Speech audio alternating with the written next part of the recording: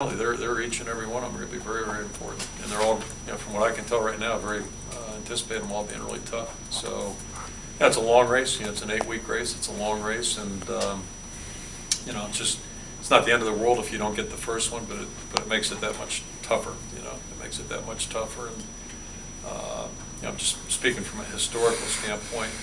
I think the conference looks like, appears like it's going to be really strong. I think everybody felt that way coming in and very balanced.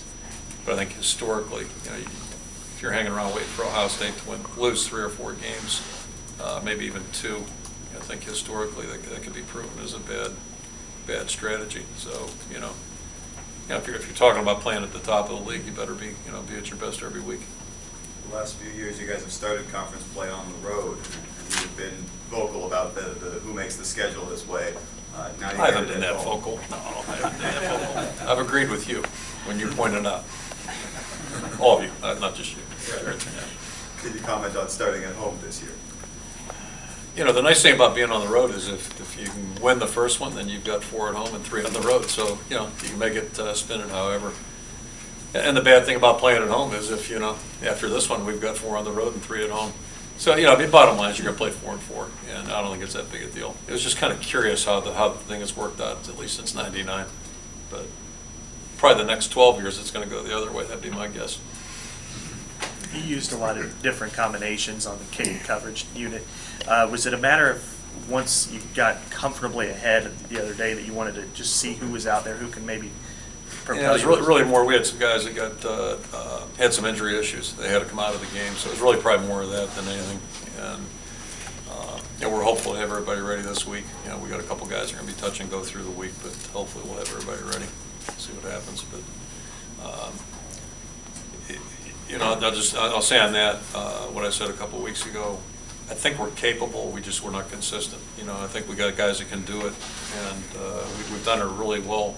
Done it very well at times, and then there have been other times where we just didn't look like we had any idea what we were doing. So, and we don't have a lot of flexibility right now. So I think it's just kind of a matter of us. We got to be more consistent and do a really good job each and every time we're out there on that field. That's kind of how we're looking at it right now, at least. You pulled some, I think, Anthony Hitchens red shirt, and he played on that unit. And are you right now just kind of all hands on deck? We are. Yeah, we're definitely at that point. And part of that, we moved him over to the running back just because of for obvious reasons. We're running out of guys there. So we moved him, played high school running back. We moved him over there, and then we thought when we recruited him that he had a chance to be a good special teams guy. So we thought maybe he could fortify some groups and give us a little bit more depth. He is one of the guys that got out there in the game. That was good to see. So we may try to build off of that. What are some of your principles on kick coverage? As far as is it first and foremost stay in your lanes? Is it run as hard? Certain people run as hard as they can. Other people.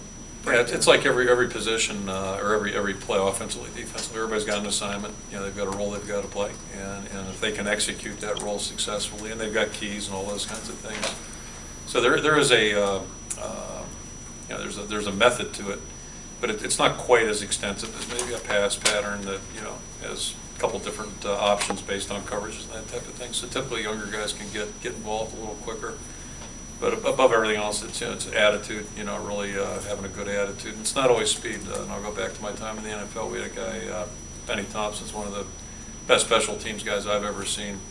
And he might have been a 4.8 safety, but he had covered kickoffs at 4 or 5 speed. And that's just because he wanted to get down there and do something. And he was he made a living doing that basically. So, it's not always your non-football speed, the speed when they take guys out in tracks and time them or combines and all that stuff. It's more, how badly you want to get down the field. Some guys just didn't do that well. Dallas Clark used to, cover like crazy. Greenway covered like crazy.